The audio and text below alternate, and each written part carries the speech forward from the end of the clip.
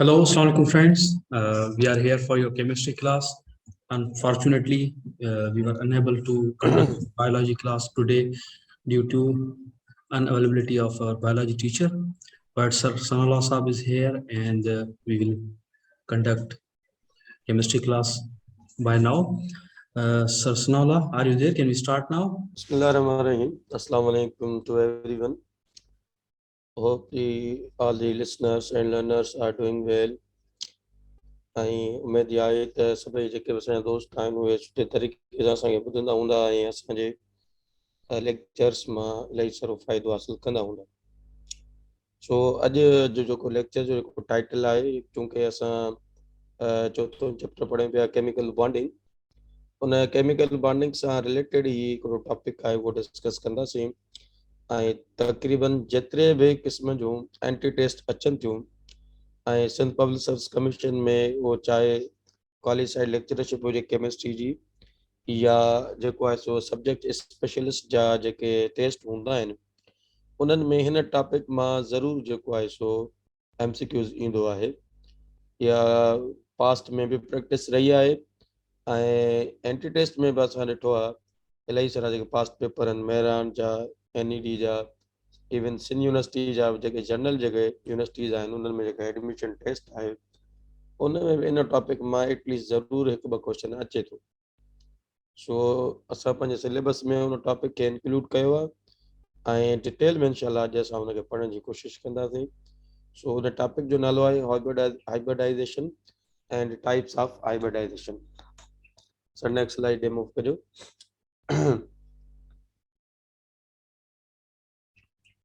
Please next slide, sir.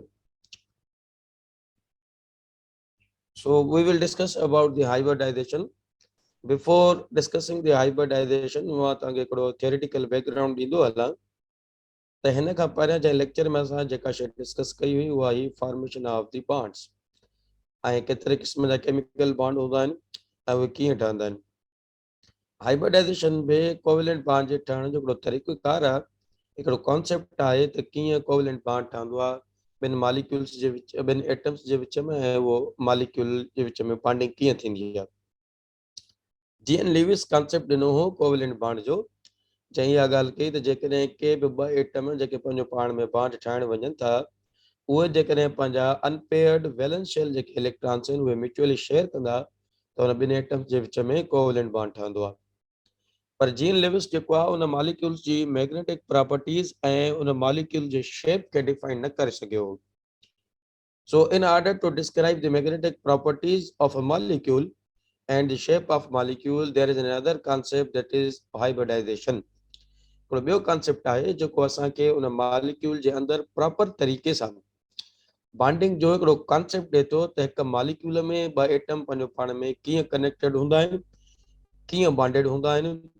ऐं jean Levi's हिकिड़ी bond ठाहिण जी अधूरी ॻाल्हि कई हुई त इलेक्ट्रॉन जेके आहिनि उहे म्यूचुअली शेयर थियनि था, पर इलेक्ट्रॉन म्यूचुअली शेयर थियनि था उन्हनि जे शेयर थियण खां पहिरियां जेकॾहिं असां ॻाल्हि कयूं त इलेक्ट्रॉन जंहिं स्ट्रक्चर में मौजूदु आहे, जीअं शेल आहे या ऑर्बिटल आहे, जेको असां जेको लास्ट चैप्टर हो हुन में असां डिस्कस करे आयासीं चैप्टर नंबर 3 में, त एटम कंहिं बि शेल जे कंहिं बि इलेक्ट्रॉन कंहिं बि एटम जे अंदरि हिकु शेल जे अंदरि हूंदो आहे, या इलेक्ट्रॉन कंहिं बि एटम जे अंदरि हिकु शेल जे अंदरि हिकिड़ी ॿी स्ट्रक्चर हूंदी आहे जंहिंखे असां ऑर्बिटल करे चऊं था, सब शेल करे चऊं था, उन जे अंदरि मौजूदु हूंदो आहे। हाणे हिकिड़ो क्वेश्चन आहे त छा इलेक्ट्रॉन बॉन्डिंग में हिसो वठे थो त इलेक्ट्रॉन जंहिं स्ट्रक्चर में मौजूदु आहे उहा स्ट्रक्चर बॉन्डिंग में हिसो नथो वठे, नथी वठे। असांजो कॉन्सेप्ट आहे त इलेक्ट्रॉन जेको आहे कंहिं बि एटम जे ॿाहिरियां न्यूक्लियस जे, कंहिं बि एटम जे अंदरि न्यूक्लियस जे ॿाहिरियां हिकिड़े सर्कुलर पाथ में फिरंदो आहे जंहिंखे शेल करे चयो वेंदो आहे या एनर्जी लेवल करे चइबो आहे। पोइ उन शेल या एनर्जी लेवल जे अंदरि हिकिड़ियूं सब स्ट्रक्चर्स हूंदियूं आहिनि, उन सब स्ट्रक्चर जो नालो ऑर्बिटल, सब शेल या सब एनर्जी लेवल हूंदो आहे। हाणे क्वेश्चन जो राइज थिए त छा इलेक्ट्रॉन सब शेल जे ज़रिए बॉन्डिंग में हिसो वठंदो आहे या इलेक्ट्रॉन पाण उन एटम मां ॿाहिरि निकिरी करे स्ट्रक्चर खां ॿाहिरि निकिरी करे बॉन्डिंग में हिसो वठंदो आहे। बेसिकली कॉन्सेप्ट कहिड़ो आहे? सो इन जे लाइ असां वटि हिकिड़ियूं ॿ टे थ्योरीज़ आहिनि। हिकिड़ी आहे जेको आहे सो मॉलिक्यूलर ऑर्बिटल थ्योरी ऐं ॿी आहे एटॉमिक ऑर्बिटल थ्योरी। AOT असां हुनखे करे चवंदा आहियूं ऐं MOT करे चवंदा आहियूं। मशहूरु थ्योरीज़ आहिनि बॉन्डिंग जूं, जंहिंजो कॉन्सेप्ट इहो आहे त एटम जे विच में, ॿिनि एटम्स जे विच में बॉन्ड तॾहिं ठहंदो आहे जॾहिं इलेक्ट्रॉन जंहिं स्ट्रक्चर में मौजूदु आहे उहा स्ट्रक्चर पंहिंजो पाण में फ्यूज़ थिए या उहा स्ट्रक्चर पंहिंजो पाण में ओवरलैप थिए। असां केमिस्ट्री जी लैंग्वेज में उन स्ट्रक्चर जो नालो सब शेल या ऑर्बिटल करे चऊं था। It means according to MOT and VBT, a covalent bond is result of overlapping of the atomic orbitals between the atoms. किन बि एटम जे विच में कोवेलेंट बॉन्ड तॾहिं ठहंदो आहे जॾहिं उन्हनि एटमनि जा जेके एटॉमिक ऑर्बिटल्स आहिनि जंहिंमें इलेक्ट्रॉन मौजूदु आहिनि उहे पंहिंजो पाण में ओवरलैप थियनि, उहे पंहिंजो पाण में फ्यूज़ थियनि, त पोइ जेको आहे सो एटम ॿिनि एटम जे विच में कोवेलेंट बॉन्ड ठही सघे थो। वरी इन MOT ऐं VBT खां पोइ हिकिड़ो ॿियो कॉन्सेप्ट आहे जेको असांखे ॿुधाए थो त रियल सेंस में कोवेलेंट बॉन्ड ॿिनि एटम जे विच में कीअं ठहंदो आहे, उनजो नालो आहे हाइब्रिडाइजेशन।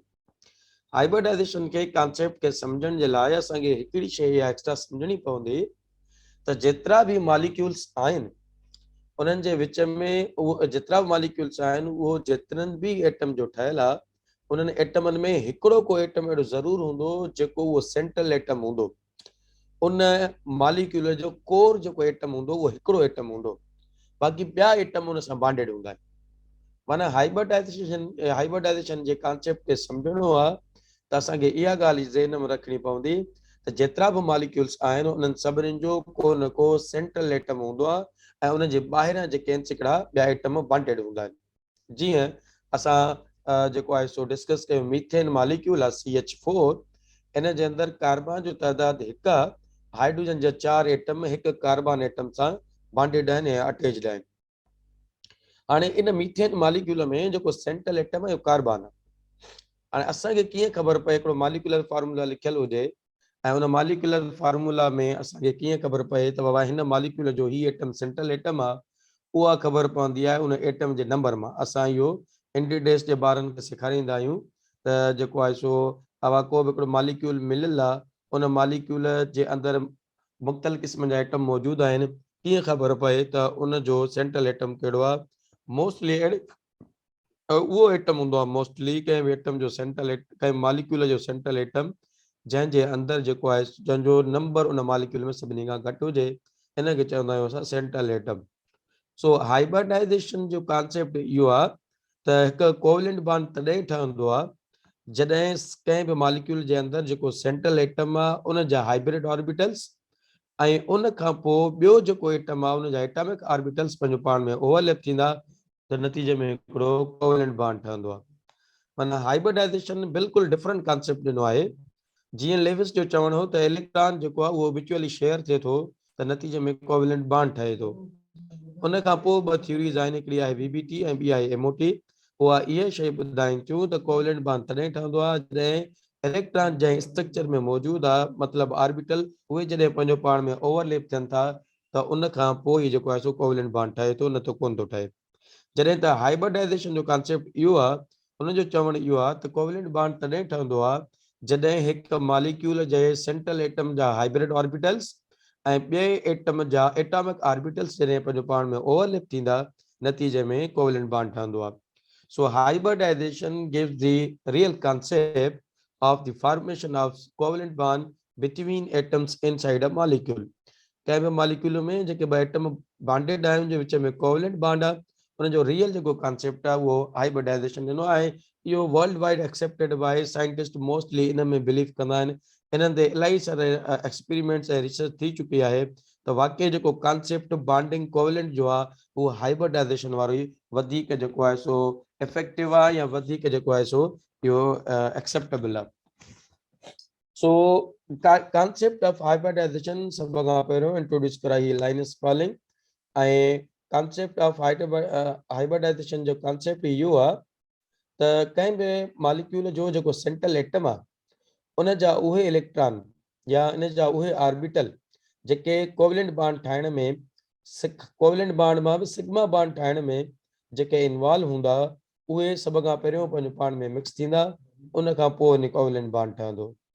माना इन सिंपल ईअं एग्जांपल ॾिजे त कोई बि हिकिड़ो मॉलिक्यूल आहे उनजा सेंट्रल एटम आहे, उन जे सेंट्रल एटम में जेके ऑर्बिटल्स मौजूद आहिनि उहे ऑर्बिटल्स जेके अनपेयर्ड ऑर्बिटल्स आहिनि या उहे ऑर्बिटल्स जेके सिग्मा बॉन्ड ठाहींदा उहे जेकॾहिं पंहिंजो पाण में सभु गॾिबा इन जे गॾिजण खे असां हाइब्रिडाइजेशन करे चऊं था। इन जो मां सिंपल एग्जांपल ईअं ॾींदो आहे, मिसाल तौर ते असां को बि कमु करण खां पहिरियां असां हुनजी तयारी कंदा आहियूं।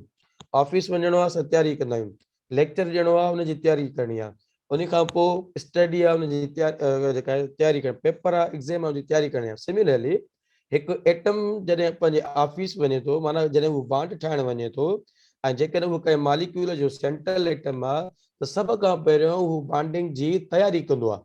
असां लाइनस पॉलिंग उन जी लैंग्वेज खे उन लैंग्वेज खे हाइब्रिडाइजेशन करे चयो आहे त सभ खां पहिरियों उहो एटम सेंट्रल एटम कंहिं मॉलिक्यूल जो जॾहिं बॉन्ड ठाहिण वञे थो त उहो पंहिंजा एटॉमिक ऑर्बिटल्स पाण वटि मिक्स करे ऐं उन खां पोइ बॉन्ड ठाहिण जी तयारी कंदो आहे। इन मिक्सिंग ऑफ एटॉमिक ऑर्बिटल्स जो नालो आहे hybridisation. So Linus Pauling assumes that the atomic orbitals having nearly equal energies can be combined in various ways within an atom form equivalent hybrid orbitals. Linus Pauling इहो चयो त जेकॾहिं को बि हिकिड़ो एटम आहे उन जे आख़िरी शेल में उहे ऑर्बिटल जेके बॉन्डिंग में हिसो वठण वञनि था सभ खां पहिरियों उहे पाण में मिक्स थींदा आहिनि, सभ खां पहिरियों उहे पाण में कंबाइन थींदा आहिनि ऐं कंबाइन थी करे हिकिड़ो अलॻि क़िस्म जो हिकिड़ो सेट प्रोड्यूस कंदा आहिनि।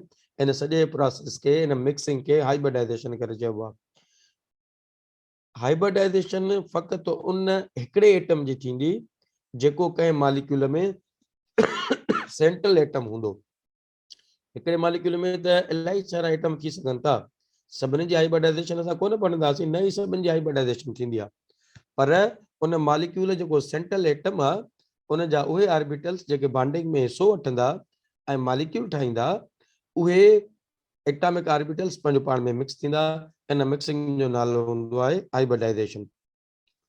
सो केतिरा ऑर्बिटल मिक्स थियनि था, कीअं थिए थो, इहो सॼो असां नेक्स्ट स्लाइड में सिखंदासीं, पर हींअर इहो आहे कॉन्सेप्ट दिमाग़ में रखिणो आहे त को बि मॉलिक्यूल हूंदो आहे उन जे अंदरि हिकु सेंट्रल एटम हूंदो आहे। उहो सेंट्रल एटम जेको आहे उहो उन जा सेंट्रल एटम जा जेके उहे ऑर्बिटल्स जेके बॉन्डिंग में हिसो वठण वञनि था ऐं ख़ासि तौर ते सिग्मा बॉन्ड ठाहिण वञनि था उहे पंहिंजो पाण में मिक्स थींदा आहिनि ऐं मिक्स थियण खां पोइ उहे एटॉमिक ऑर्बिटल्स मिक्स थींदा, मिक्स थियण खां पोइ उहे बॉन्ड ठाहींदा आहिनि। इहे जेको एटॉमिक ऑर्बिटल पंहिंजो पाण में मिक्स थी ऐं हिकिड़ा नवा ऑर्बिटल ठाहिनि था, इन सॼे प्रोसेस खे असां हाइब्रिडाइजेशन करे चऊं था। तो नवा जेका ऑर्बिटल्स ठहंदा उनखे असां हाइब्रिड ऑर्बिटल्स करे चवंदासीं ऐं उन्हनि जी जेका शेप ऐं एनर्जी आहे उहा सभिनी जी साॻी हूंदी आहे। सो हाइब्रिडाइजेशन जो अहिड़े क़िस्म जो प्रोसेस आहे जंहिंमें हिकु सेंट्रल एटम जो हिकु मॉलिक्यूल जेको सेंट्रल एटम आहे उहो पंहिंजा एटॉमिक ऑर्बिटल्स मिक्स कंदो आहे ऐं मिक्स करे नवा ऑर्बिटल्स ठाहींदो आहे ऐं जेतिरा मिक्स थींदा नवा ऑर्बिटल्स बि ओतिरा ई ठहंदा ऐं जेके नवा ऑर्बिटल्स ठहंदा उन्हनि जी एनर्जी ऐं उन्हनि जो शेप, जेतिरा बि नवा ऑर्बिटल ठहंदा सभिनी जी साॻी एनर्जी हूंदी ऐं साॻियो शेप हूंदो। Extremely sorry. So next slide हलजो। Now in this picture we have tried to explain the concept of hybridization. असां हिन पिक्चर जे ज़रिए इन शइ जी सम्झाइण जी कोशिशि कई आहे त जेकॾहिं कंहिं बि मॉलिक्यूल जेको सेंट्रल एटम आहे उन वटि कहिड़ा ऑर्बिटल्स आहिनि जेके पंहिंजो पाण में मिक्स थियनि था ऐं नतीजे में नवा ऑर्बिटल ठहनि था। इहा हाइब्रिडाइजेशन जी सिंपल डेफिनेशन आहे त कंहिं बि मॉलिक्यूल जो सेंट्रल एटम उन जा उहे ऑर्बिटल जेके बॉन्डिंग में हिसो वठण वञनि था उहे पंहिंजो पाण में मिक्स थींदा। हाणे mixing of orbital left hand side खां जेकॾहिं असां हिन फिगर खे ॾिसूं त जेकॾहिं हिकिड़ो एस ऑर्बिटल आहे ऐं टे पी ऑर्बिटल आहिनि, उहे कहिड़ा आहिनि? टे पी एक्स, पी वाई ऐं पी ज़ेड। असां लास्ट लेक्चर में पढ़ी आया आहियूं त जेको पी सब शेल आहे उन जा टे डीजेनेट ऑर्बिटल्स हूंदा आहिनि, हिकिड़ो हूंदो आहे पी एक्स, ॿियो पी वाई ऐं टियों पी ज़ेड हूंदो आहे। त कंहिं बि एटम जो हिकु एस ऑर्बिटल ऐं उन जा टे पी ऑर्बिटल आख़िरी शेल वारा जेकॾहिं पंहिंजो पाण में मिलनि था, हिकु एस ऐं टे पी, टोटल जेके ऑर्बिटल मिक्स थियनि था उहे 4 था थियनि, माना हिकिड़ो एस जो मिक्स थिए थो ऐं टे पी जा टोटल जेके ऑर्बिटल मिक्स थियनि था उहे 4 था थियनि, त नवा ऑर्बिटल बि 4 ठहंदा।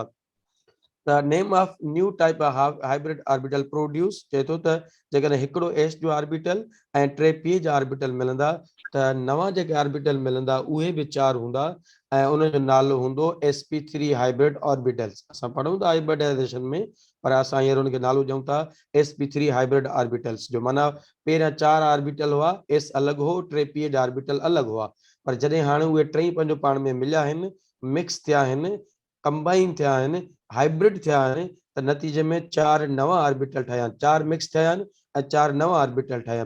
जेके नवा ऑर्बिटल ठहंदा उनजो नालो हूंदो आहे sp3 हाइब्रिड ऑर्बिटल्स ऐं अहिड़े क़िस्म जे हाइब्रिडाइजेशन खे असीं sp3 हाइब्रिडाइजेशन चवंदा आहियूं। उन खां पोइ ॿियो नंबर एग्जांपल आहे त 1s ऐं 2p ऑर्बिटल्स। माना जेकॾहिं कंहिं बि एटम जे आख़िरी शेल में हिकिड़ो s जो ऐं 2 p जा ऑर्बिटल्स मिक्स थियनि, टोटल मिक्स थियण वारा ऑर्बिटल्स बाबा 3 आहिनि, जंहिंमां हिकिड़ो s आहे ऐं 2 p जा आहिनि, तंहिंजे करे नवां जेके ऑर्बिटल ठहंदा उहे बि 3 ठहंदा। हिते हिकिड़ी ॻाल्हि यादि रखण जी आहे त जेतिरा ऑर्बिटल्स पंहिंजो पाण में मिक्स थींदा ओतिरा ई नवां ऑर्बिटल्स ठहंदा, पर नवनि ठहंदड़ ऑर्बिटल्स जी जेका लैंग्वेज आहे उहा कुझु चेंज आहे, उहा कुझु अलॻि आहे। पहिरियां तव्हां ॾिसो त हिकिड़ो s जो ऐं 3 p जा इहे अलॻि अलॻि ऑर्बिटल्स आहिनि। जॾहिं इहे टई मिक्स थियनि था, चारई हिकिड़ो s जो ऐं 3 p जा, त नतीजे में 4 नवा ऑर्बिटल ठहंदा। उन नवनि ठहंदड़ ऑर्बिटल्स जो नालो हूंदो sp3 ऐं इन हाइब्रिडाइजेशन खे चवंदासीं sp3 हाइब्रिडाइजेशन। जॾहिं त जेकॾहिं हिकिड़ो s जो ऐं 2 p जा ऑर्बिटल्स जेकॾहिं ओवरलैप थींदा या उहे पंहिंजो पाण में मिक्स, 3 ऑर्बिटल मिक्स था थियनि, जंहिंमां हिकिड़ो s जो ऑर्बिटल आहे, 2 p जा ऑर्बिटल आहिनि, त इन हाइब्रिडाइजेशन को sp2 हाइब्रिडाइजेशन। ऐं हिते नवां जेके ऑर्बिटल ठहंदा उहे बि 3 ठहंदा। टिनी नवनि ठहंदड़नि जी एनर्जी ऐं शेप हिकु जहिड़ी हूंदी आहे। अहिड़े हाइब्रिडाइजेशन खे sp2 हाइब्रिडाइजेशन थो चइजे। उन खां पोइ आहे जेकॾहिं कंहिं बि एटम जे आख़िरी शेल में हिकिड़ो s जो ऑर्बिटल ऐं हिकिड़ो p जो ऑर्बिटल जेकॾहिं मिक्स थिए त अहिड़े क़िस्म जी हाइब्रिडाइजेशन खे चइबो आहे sp हाइब्रिडाइजेशन। ऐं उन खां पोइ उन sp हाइब्रिडाइजेशन में जेके नवां ऑर्बिटल्स ठहंदा उहे 2 ठहंदा, छो त मिक्स ऑर्बिटल बि 2 थियनि था ऐं नवां ऑर्बिटल बि 2 ई नवां ठहंदा। सो हाइब्रिडाइजेशन में असांखे पहिरियों जी लैंग्वेज यादि करणी आहे त केतिरा ऑर्बिटल्स पंहिंजो पाण में मिक्स थियनि था ओतिरा ई नवां ठहंदा ऐं कहिड़े टाइप जा थियनि था। हिकिड़ो s जो 3 p जा त sp3 हाइब्रिडाइजेशन ऐं नवां ऑर्बिटल ठहंदा 4, हर ऑर्बिटल जो नालो हूंदो sp3 हाइब्रिड ऑर्बिटल। जेकॾहिं 3 ऑर्बिटल मिक्स था थियनि जंहिंमें हिकिड़ो s जो 2 p जा आहिनि त इहा sp2 हाइब्रिडाइजेशन आहे ऐं इन में 3 sp2 हाइब्रिड ऑर्बिटल हूंदा, छो त मिक्स 3 थियनि था, नवां ऑर्बिटल बि 3 ठहंदा। इहो हिकिड़ो कॉन्सेप्ट आहे, हिकिड़ी जनरल लैंग्वेज आहे हाइब्रिडाइजेशन खे यादि करण जो या सम्झण जो। वरी उन खां पोइ s ऑर्बिटल ऐं हिकिड़ो p ऑर्बिटल जेकॾहिं पंहिंजो पाण में कंबाइन थी करे 2 नवां sp हाइब्रिड ऑर्बिटल ठाहिनि त अहिड़े क़िस्म जी हाइब्रिडाइजेशन खे sp2 हाइब्रिडाइजेशन चइबो आहे। पूरी जेका असांजे फर्स्ट ईयर जी टेक्स्ट बुक में जेका हाइब्रिडाइजेशन लिखियल आहे उनजी जेका एक्सट्रैक्ट आहे, उनजो जेको निचोड़ आहे, उनजी जेका सम्झाणी आहे, उनजी जेका समरी आहे, उहा हिन टेबल में समायल आहे। जेकॾहिं असांखे हिन टेबल में इहे जेके लैंग्वेजिस लिखियल आहिनि सम्झ में अचनि थियूं त असां next slide next molecules structure molecules जी बिल्कुलु सम्झी सघूं था। तंहिंजे करे हीअ एतिरो इंपॉर्टेंट आहे जो मां हिनखे वरी रिपीट कयां थो त ऑर्बिटल्स कंहिं बि एटम जा जॾहिं मिक्स थींदा आहिनि त उन प्रोसेस खे असां हाइब्रिडाइजेशन करे चऊं था। हाणे हिकु एटम वटि कहिड़ा ऑर्बिटल मिक्स थी सघनि था उन जूं पॉसिबिलिटीज़ लिखियूं आहिनि असां। कंहिं बि एटम जे आख़िरी शेल जो हिकिड़ो s ऐं 3 p ऑर्बिटल्स पंहिंजो पाण में मिक्स थियनि, टोटल मिक्स ऑर्बिटल 4 था थियनि, जंहिंमां हिकिड़ो s जो ऐं 3 p जा, इनखे असां चवंदासीं sp3 हाइब्रिडाइजेशन। जेतिरा ऑर्बिटल मिक्स थियनि था ओतिरा ई नवां ठहनि था। हिकिड़ो s जो 3 p जा मिक्स थिया आहिनि त नवां ऑर्बिटल बि 4 ठहंदा, तंहिंजे करे 4 sp3 हाइब्रिड ऑर्बिटल्स चइबो उन्हनि खे। वरी जेकॾहिं हिकिड़ो s जो ऐं 2 p जा ऑर्बिटल पंहिंजो पाण में मिक्स थियनि था त नतीजे में इहा sp2 हाइब्रिडाइजेशन आहे। 3 ऑर्बिटल मिक्स थिया आहिनि, नवां ऑर्बिटल बि 3 ठहंदा। हिकिड़ो s जो हिकिड़ो p जो ऑर्बिटल मिक्स थिए त हिनखे असां sp हाइब्रिडाइजेशन करे चवंदासीं। सो असां पंहिंजी स्टडी खे अञा अॻिते वधायूं था, 1 बाय 1 जेका आहे असां हाइब्रिडाइजेशन पढ़ंदासीं, पर टोटल जेके हाइब्रिडाइजेशन उहे 5 क़िस्मनि जो आहिनि। जेकॾहिं को असांखे इंटर जो स्टूडेंट ॿुधी रहियो आहे, क्लास इंटर जो, या को इंटर जेकॾहिं करे चुको आहे या एंट्री टेस्ट जो स्टूडेंट आहे उन जे लाइ आहे त टोटल हाइब्रिडाइजेशन जा 5 क़िस्म आहिनि। तव्हां फेडरल जो बुक खणंदा उते बि आहे, पंजाब जो बुक खणंदा हुन में बि लिखियल आहे, पर चूंकि सिंध टेक्स्ट बुक में फर्स्ट ईयर में असां वटि जेको हाइब्रिडाइजेशन जो कॉन्सेप्ट आहे उन जा 3 टाइप्स लिखियल आहिनि। असां सभिनी खे पढ़ंदासीं जेके बुक ॾींदा आहिनि, पर बुनियादी तौर ते 5 जेके आहिनि से असां वटि हाइब्रिडाइजेशन जा क़िस्म हूंदा आहिनि। तो सर नेक्स्ट स्लाइड ते मूव कजो।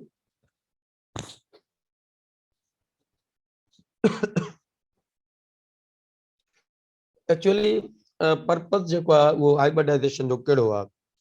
मेन पर्पस जेको हाइब्रिडाइजेशन जो आहे त उहा इहा शइ ॾिसणी हूंदी आहे त कंहिं बि मॉलिक्यूल में जेकॾहिं कोवेलेंट बॉन्ड ठहे थो त उहो कहिड़ी नेचर जो आहे, सिग्मा बॉन्ड आहे या पाई बॉन्ड आहे। हाणे इहो कीअं तमामु इम्पोर्टेंट टॉपिक आहे ऐं हीअ जेके लाइन्स लिखियल आहिनि इहे एंटी टेस्ट जे हवाले सां इलाही सारियूं तमामु घणियूं इम्पोर्टेंट आहिनि। जीअं असां पोइ टेबल में पढ़ियो, इन टेबल मां बि 6 तव्हां ॾिसो त शयूं लिखियल आहिनि, 3 कॉलम आहिनि, हर कॉलम में 3 शयूं लिखियल आहिनि। 9 जेके आहिनि MCQs उन मां असांखे मिली सघनि था। क्वेश्चन जे sp3 हाइब्रिडाइजेशन कॾहिं थींदी आहे? sp3 हाइब्रिडाइजेशन इहा तॾहिं थींदी आहे जॾहिं हिकिड़ो s जो 3 p जा मिलनि। इहो हिकिड़ो जो क्वेश्चन आहे MCQs आहे। या असां चऊं त sp3 हाइब्रिडाइजेशन में केतिरा हाइब्रिड ऑर्बिटल्स ठहंदा? 4, छो त मिक्स हिकिड़ो थिए 4 थियनि था, हिकिड़ो s जो 3 p जा, त जेतिरो रूल आहे हाइब्रिडाइजेशन जो त जेतिरा मिक्स थींदा ओतिरा ई नवां ठहंदा। जेकॾहिं असां क्वेश्चन ॾिसो बाबा हिकिड़ो s जो हिकिड़ो p जो ऑर्बिटल मिक्स थिए थो, या कहिड़ी हाइब्रिडाइजेशन आहे? sp hybridisation. घणा ऑर्बिटल ठहंदा? 2 नवां हाइब्रिड ऑर्बिटल ठहंदा। अञा बि क्वेश्चन ईंदो आहे त जेकॾहिं कंहिं बि मॉलिक्यूल में सेंट्रल एटम जी हाइब्रिडाइजेशन sp आहे, उनजी ज्योमेट्री कहिड़ी आहे? माना हिकिड़ो फ़ाइदो हाइब्रिडाइजेशन जो पढ़ण जो इहो आहे त मेन पर्पस इहो हूंदो आहे हिकु त नेचर ऑफ बॉन्ड जी ख़बर पवंदी आहे, मॉलिक्यूल में बॉन्डिंग कहिड़ी तरीक़े सां आहे, ओवरलैपिंग कहिड़े तरीक़े सां आहे, बॉन्डिंग कहिड़े तरीक़े मां मरा चाहे उन मॉलिक्यूल जे अंदरि डबल बॉन्ड आहे ॿिनि एटम जे विच में, सिंगल बॉन्ड आहे, सिंगल बॉन्ड आहे त उहे केतिरा आहिनि ऐं उनजी ओवरलैपिंग कहिड़ी आहे, इहा सॼी इंफॉर्मेशन असांखे हाइब्रिडाइजेशन में मिलंदी आहे। उन खां पोइ ॿी जेका असांखे ख़बर पवंदी आहे त उन मॉलिक्यूल जी ज्योमेट्री कहिड़ी आहे। मिसाल वाटर आहे, वाटर जे अंदरि 2 हाइड्रोजन हिकिड़ो ऑक्सीजन एटम आहे।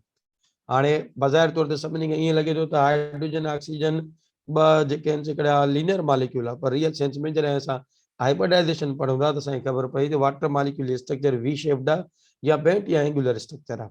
सो जेको पर्पस जेको हाइब्रिडाइजेशन जो आहे उनजो मक़सदु ई इहो आहे त असांखे हिकु मॉलिक्यूल जे अंदरि जेको बॉन्डिंग आहे हिकु त हुनजी ख़बर पवे त कहिड़े टाइप जो बॉन्ड आहे, सिंगल बॉन्ड आहे, डबल बॉन्ड आहे, पाई आहे, सिग्मा कहिड़े क़िस्म जो आहे, one thing.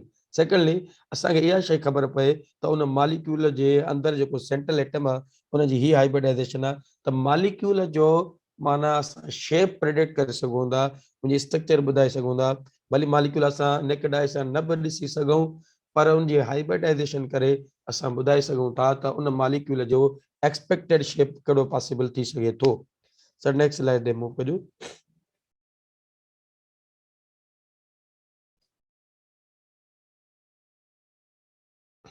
So we have basically 5 types of hybridization.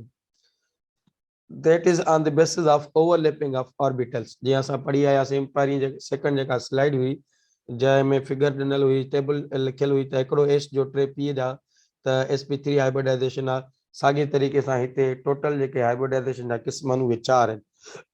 हाणे उन्हनि हाइब्रिडाइजेशन जा ॿिया बि नाला आहिनि जेके असां हिन स्लाइड में मेंशन कया आहिनि। इहो बि एंटी टेस्ट जो हिसो आहे।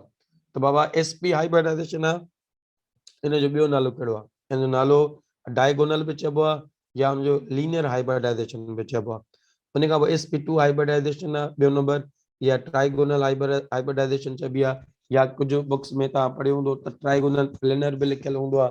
सो इन जो sp2 हाइब्रिडाइजेशन जो ॿियो नालो आहे ट्राइगोनल प्लेनर हाइब्रिडाइजेशन। टियों हाइब्रिडाइजेशन जो टाइप आहे sp3 हाइब्रिडाइजेशन ऐं उनखे असां टेट्राहेड्रल हाइब्रिडाइजेशन बि करे चवंदा आहियूं। हाणे हिते असां इहे जेका स्ट्रक्चर ॿुधाईंदा हलूं था बेसिकली इहा इन जे करे लिखी आहे छाकाणि त जंहिं मॉलिक्यूल जो जेको सेंट्रल एटम हूंदो आहे उहा जहिड़े क़िस्म जी सेंट्रल एटम हाइब्रिडाइजेशन यूटिलाइज़ कंदो आहे, मॉलिक्यूल जी ओड़े क़िस्म जी स्ट्रक्चर हूंदी आहे। ॿियनि लफ़्ज़नि में असां ईअं बि चवंदा आहियूं कि shape of molecule, structure of molecule depends upon the hybridization utilized by its central atom. कंहिं बि मॉलिक्यूल में जेको सेंट्रल एटम हूंदो आहे उन जो जेको सेंट्रल एटम कहिड़ी हाइब्रिडाइजेशन यूटिलाइज करे थो उन हिसाब सां असां मॉलिक्यूल जो शेप प्रेडिक्ट कंदा आहियूं। जेकॾहिं कंहिं बि मॉलिक्यूल जो central atom sp hybridization utilize करे थो त उन मॉलिक्यूल जी 100% जेका स्ट्रक्चर आहे उहा लीनियर हूंदी, लीनियर स्ट्रक्चर हूंदी। असां वटि एग्जांपल सिखंदासीं। जेकॾहिं कंहिं मॉलिक्यूल जी सेंट्रल एटम जी हाइब्रिडाइजेशन sp2 आहे त उन मॉलिक्यूल जी स्ट्रक्चर ट्राइगोनल हूंदी। जेकॾहिं कंहिं बि एटम जे मॉलिक्यूल जे कंहिं मॉलिक्यूल जे सेंट्रल एटम जी जेका हाइब्रिडाइजेशन sp3 आहे उनजी स्ट्रक्चर जेका आहे टेट्राहेड्रल हूंदी। हाणे वरी ॿियो ॿी हिकिड़ी स्पेशल क़िस्म जी कॾहिं नथा चऊं, असांजी हिन फर्स्ट ईयर जे बुक खां ॿियां ॾींहुं ॻाल्हि आहे त हिकिड़ी हाइब्रिडाइजेशन आहे sp3d, ॿी आहे sp3d2, ॿी आहे sp3d3। जेकॾहिं को स्टूडेंट असांखे एंटीटेस्ट जो स्टूडेंट ॿुधी रहियो आहे या अहिड़े क़िस्म जो स्टूडेंट ॿुधी रहियो आहे जेको इंटर क्लास जो आहे ऐं उन चैप्टर नंबर 5 इंटर जो पढ़ियो आहे ट्रांज़िशन एलिमेंट्स जो, त उन्हनि जे लाइ असां इहा ॻाल्हि ॿुधायूं शेयर कयूं था त जेके ट्रांज़िशन एलिमेंट्स हूंदा आहिनि उन्हनि में sp3d, sp3d2, sp3d3 जेका हाइब्रिडाइजेशन आहे उहा पॉसिबल हूंदी आहे। जॾहिं त p ब्लॉक ऐं s ब्लॉक जा जेके एलिमेंट्स जेकॾहिं उहे कंहिं मॉलिक्यूल जो सेंट्रल एटम आहिनि त उन्हनि में अहिड़े क़िस्म जी हाइब्रिडाइजेशन पॉसिबल न आहे। उन में sp, sp2, sp3 hybridisation possible आहे। जॾहिं त ट्रांज़िशन एलिमेंट्स जेके d ब्लॉक्स जा आहिनि उन्हनि में sp3d, sp3d2, sp3 ऐं d3 जेका आहे सा हाइब्रिडाइजेशन इन्वॉल्व हूंदी आहे, बल्कि हूंदी ई आहे। सो जेकॾहिं कंहिं बि मॉलिक्यूल में सेंट्रल एटम जी जेका हाइब्रिडाइजेशन उहा sp3d आहे त उन मॉलिक्यूल जी स्ट्रक्चर ट्राइगोनल पायरामिडल हूंदी, बाय पायरामिडल हूंदी। ऐं जेकॾहिं sp3d2 आहे त उन मॉलिक्यूल जी स्ट्रक्चर ऑक्टाहेड्रल हूंदी। ऐं जेकर उनजी sp3d3 आहे त ट्राइगोनल बाय पैरामिडल हाइब्रिडाइजेशन असां उनखे चवंदासीं। sp3d जहिड़ी हूंदी आहे पर थोरो उन में बॉन्ड एंगल्स जो फ़र्क़ु हूंदो आहे। सो बेसिकली हाइब्रिडाइजेशन जा 6 टाइप्स आहिनि। असांजे फर्स्ट ईयर जे सिंटेक्स में 3 डिस्कस थियल आहिनि। असां उन्हनि सभिनीनि खे एग्जांपल समेत जेको आहे सो असां डिस्कस कंदासीं। सो सर नेक्स्ट स्लाइड ते हलिजो प्लीज़। सब खां पहिरियों आहे sp हाइब्रिडाइजेशन। हाणे रटण जी ज़रूरत कान्हे का। तव्हां जेकॾहिं हाइब्रिडाइजेशन जेको टाइटल आहे उहो जेकॾहिं तव्हां यादि कंदा त तव्हां असां सभिनी खे हाइब्रिडाइजेशन जी नेचर जेका आहे उहा असांखे मालूम थी वेंदी। मिसाल जे तौर ते sp असां चऊं था sp हाइब्रिडाइजेशन। sp माना हिकिड़ो s जो ऐं हिकिड़ो p जो ऑर्बिटल पंहिंजो पाण में मिक्स थींदा। अहिड़े क़िस्म जी हाइब्रिडाइजेशन खे चइबो आहे sp हाइब्रिडाइजेशन। ऐं अॻण बि असां इहा शइ पढ़ी आया आहियूं त जेतिरा हाइब्रिड ऑर्बिटल जेतिरा ऑर्बिटल्स पंहिंजो पाण में मिक्स थींदा ओतिरा ई नवां हाइब्रिड ऑर्बिटल ठहंदा। sp हाइब्रिडाइजेशन में हिकिड़ो s जो ऑर्बिटल ऐं हिकिड़ो p जो ऑर्बिटल पंहिंजो पाण में मिक्स थियनि था ऐं नतीजन ॿ नवां ऑर्बिटल ठहंदा, उहे बि ॿ ठहंदा ऐं उनजो नालो हूंदो sp हाइब्रिड ऑर्बिटल। सो अहिड़े क़िस्म जी हाइब्रिडाइजेशन जंहिंमें कंहिं बि एटम जे वैलेंस शेल मां हिकिड़ो s ऑर्बिटल ऐं हिकिड़ो p ऑर्बिटल पंहिंजो पाण में मिक्स थियनि ऐं ॿ नवां sp हाइब्रिड ऑर्बिटल प्रोड्यूस कनि त अहिड़े क़िस्म जी हाइब्रिडाइजेशन खे असीं sp हाइब्रिडाइजेशन करे चवंदासीं। So sp hybridization is observed when one s and one p orbital in the same main shell of an atom mixed to form two new equivalent orbitals. Equivalent इन करे चऊं था जेके ॿ नवां हाइब्रिड ऑर्बिटल्स ठहंदा उन जी एनर्जी बि बिल्कुलु हिकु जहिड़ी हूंदी ऐं उन जी जेका शेप आहे उहा बि हिकु जहिड़ी हूंदी। त जेके नवां ऑर्बिटल्स ठहंदा उनखे असां sp हाइब्रिड ऑर्बिटल्स करे चवंदासीं। ऐं अगरि असां जीअं डिस्कस कयोसीं त हाइब्रिडाइजेशन जो पढ़ण जो पर्पज़ ॿ आहिनि। हिकिड़ो मेन पर्पज़ इहो आहे त कंहिं बि मॉलिक्यूल में जेका बॉन्डिंग आहे उहा कहिड़े क़िस्म जी आहे, आया उहा कोवलेंट बॉन्ड आहिनि, सभु कोवलेंट में सभु सिग्मा आहिनि या सभु पाए आहिनि ऐं या कुझु सिग्मा आहिनि ऐं कुझु पाए आहिनि। ऐं उन खां पोइ इहो असां शइ सिखंदा आहियूं हाइब्रिडाइजेशन मां त कंहिं बि मॉलिक्यूल जो सेंट्रल एटम जी हाइब्रिडाइजेशन उन मॉलिक्यूल जे शेप खे डिसाइड कंदी आहे। जेकॾहिं कंहिं मॉलिक्यूल में सेंट्रल एटम जी हाइब्रिडाइजेशन sp आहे त उन मॉलिक्यूल जी स्ट्रक्चर हूंदी आहे लीनियर स्ट्रक्चर या diagonal structure with the bond angle of 180 degree. तंहिंजे करे असां उनखे लीनियर हाइब्रिडाइजेशन में करे चवंदा आहियूं। हाणे हिते हर हाइब्रिडाइजेशन में 4 खां 5 शयूं ॻाल्हियूं यादि करणु एंटीटेस्ट जे एतबार खां ॾाढी सुठियूं हूंदियूं आहिनि। हिकिड़ो त केतिरा ऑर्बिटल्स मिक्स थियनि था, ॿियो त नवां ऑर्बिटल्स केतिरा ठहनि था, उनजी लैंग्वेज कहिड़ी आहे, टियों त उते उन हाइब्रिडाइजेशन जे करे मॉलिक्यूल के कहिड़ी स्ट्रक्चर मिले थी ऐं चौथों इहा शइ यादि कबी त उन में जेका एंगल आहे बॉन्ड एंगल जेका आहे उहा केतिरी आहे उहा असांखे यादि करणी आहे। हर हाइब्रिडाइजेशन जी पंहिंजी पंहिंजी जेका आहे बॉन्ड एंगल आहे उहा असांखे यादि करणी आहे। सो जेकॾहिं कंहिं बि मॉलिक्यूल में सेंट्रल एटम जी हाइब्रिडाइजेशन sp आहे त उन मॉलिक्यूल जी स्ट्रक्चर लीनियर हूंदी बाबा ऐं उन में बॉन्ड एंगल 180 हूंदी। This type of hybridization involves the mixing of 1s असां अॻु में पढ़ी आयासीं त sp hybridization में हिकिड़ो s जो ऐं हिकिड़ो p जो ऑर्बिटल मिक्स थींदो ऐं नतीजे में ॿ नवां sp हाइब्रिड ऑर्बिटल ठहंदा। sp hybridization is also called diagonal hybridization जीअं असां पढ़ियोसीं त sp hybridization खे diagonal या linear hybridization चवंदा। ॿ जेके नवां ऑर्बिटल ठहंदा जंहिंखे हाइब्रिड ऑर्बिटल करे चवंदा बेसिकली इहे मिक्सचर आहिनि s ऐं p जो। पोइ हिन में s जो कैरेक्टर केतिरो आहे 50% आहे छो त टोटल ऑर्बिटल ई ॿ आहिनि। जेकॾहिं s परसेंटेज जा 100 हिसा हूंदा आहिनि ऑर्बिटल ई ॿ आहिनि उन में जेकॾहिं 100 हिसो विरायूं त 50% हिकिड़े खे ईंदो 50% ॿिए खे ईंदो। सो sp हाइब्रिडाइजेशन में s ऑर्बिटल जी परसेंटेज 50 आहे ऐं जेको p ऑर्बिटल आहे उनजो जेको कैरेक्टर आहे उहो बि 50% आहे। इहे शयूं यादि कयूं। हिकु ॿ चकर एंट्री टेस्ट में इहो बि आयो आहे त बाबा हिकिड़ो अहिड़े क़िस्म जो मॉलिक्यूल आहे जंहिंमें सेंट्रल एटम जी हाइब्रिडाइजेशन में s ऑर्बिटल जो कैरेक्टर 50% आहे। ॿुधाए त मॉलिक्यूल जो स्ट्रक्चर कहिड़ो आहे। माना असांखे इन जूं बेसिक जेतिरियूं बि हिते पॉइंट्स लिखियल आहिनि एटलीस्ट इहे सभु असांखे यादि करणियूं आहिनि। सो जेकॾहिं असांखे सभ खां पहिरियों इहा शइ आइडेंटिफाई करणी आहे त हाइब्रिडाइजेशन कहिड़ी आहे।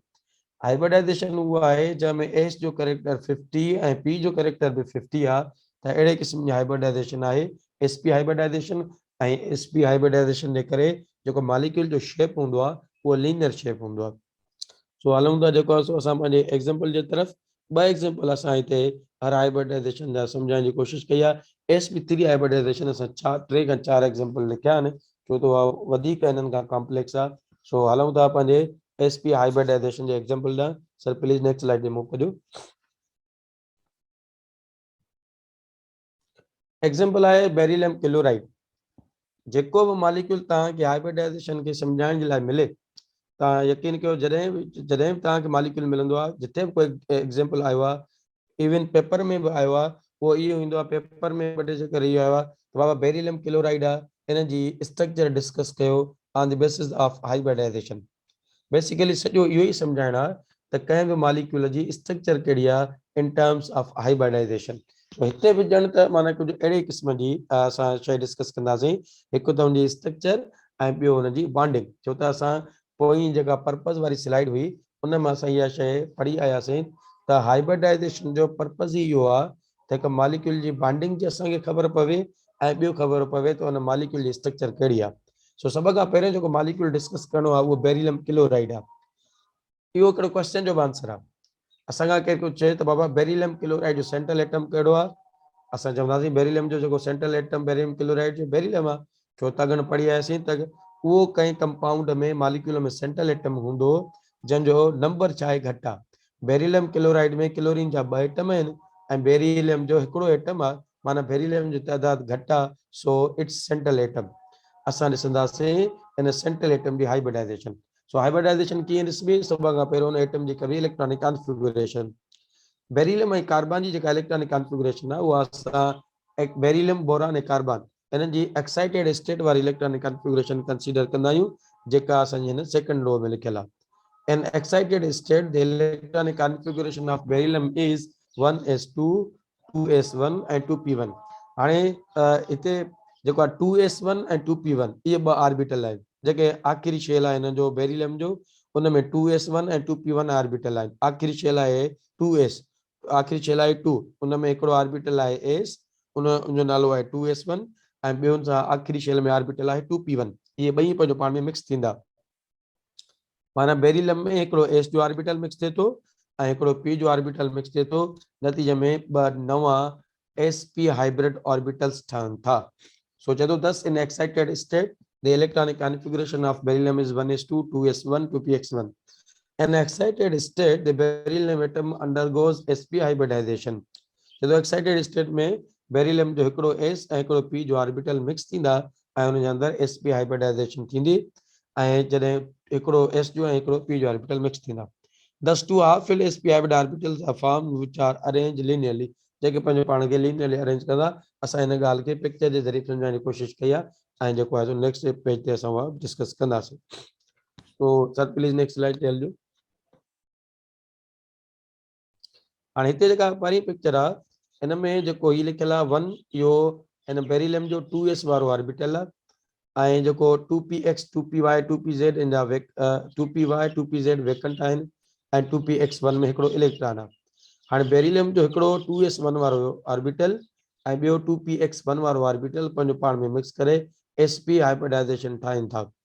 जेकॾहिं तव्हां हिन जे हेठां जेका पिक्चर लिखियल आहे बेरिलियम लिखियल आहे बेरिलियम में तव्हां जेको रेड कलर जो जेको ॾिसो था इहे बेरिलियम वटि ॿ ऑर्बिटल आहिनि. बेसिकली हिते असां सम्झाइण जी कोशिशि कई आहे त बेरिलियम वटि ॿ हाइब्रिड ऑर्बिटल आहिनि जंहिं उन हर हिकु हाइब्रिड ऑर्बिटल जो नालो sp आहे जेको क्लोरीन जे 2pz ऑर्बिटल सां वञी 3pz ऑर्बिटल सां ओवरलैप करे नतीजे में हिकिड़ो सिग्मा बॉन्ड ठाहे थो.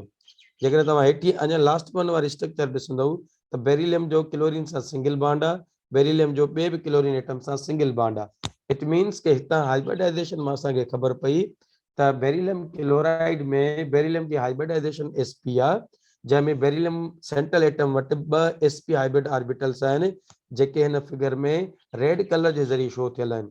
माना बेरिलियम एटम आहे उन वटि ॿ हाइब्रिड ऑर्बिटल आहिनि ऐं हर हिकु हाइब्रिड ऑर्बिटल नालो sp आहे. इहो जेको बेरिलियम आहे हाणे क्लोरीन सां सिंगल कोवेलेंट बॉन्ड ठाहे थो जॾहिं बेरिलियम जो sp हाइब्रिड ऑर्बिटल क्लोरीन जे 3pz ऑर्बिटल सां लीनियर ओवरलैप कंदो त नतीजे में बेरिलियम ऐं क्लोरीन जे विच में हिकिड़ो सिग्मा बॉन्ड ठहंदो. साॻिए तरीक़े सां बेरिलियम जो जेको ॿियो sp हाइब्रिड ऑर्बिटल आहे उहो हिन क्लोरीन जे 3pz ऑर्बिटल सां ओवरलैपिंग करे हिकिड़ो ॿियो सिग्मा बॉन्ड ठाहींदो जंहिंखे असां हेठि सम्झाइण जी कोशिशि कई आहे त बेरिलियम जो हिकिड़े क्लोरीन सां सिग्मा बॉन्ड आहे ऐं बेरिलियम जो ॿिए क्लोरीन सां बि सिग्मा बॉन्ड आहे. बेरिलियम जी हाइब्रिडाइजेशन sp आहे ऐं बेरिलियम क्लोराइड में ॿ सिंगल कोवेलेंट बॉन्ड आहिनि हिकु बेरिलियम ऐं क्लोरीन जे विच में जंहिंजी ओवरलैपिंग आहे sp ऐं sp ऐं p ओवरलैपिंग आहे. कुझु जेको आहे सो इंटी टेस्ट में इहे बि अहिड़े क़िस्म जा क्वेश्चन ईंदा आहिनि त बाबा हीउ हिकिड़ो मॉलिक्यूल आहे इन में कोवेलेंट बॉन्ड ठहियल आहे इन जी ओवरलैपिंग कहिड़ी आहे.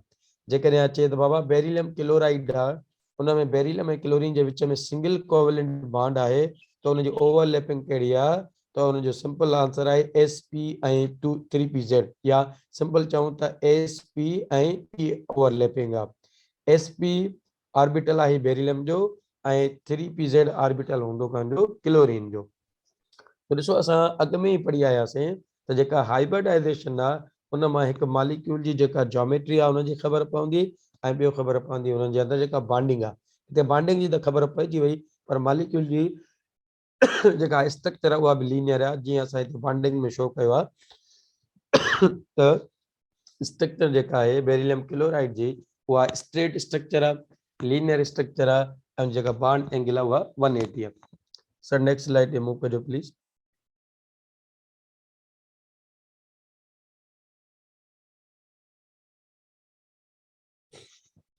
Another example we have that is acetylene.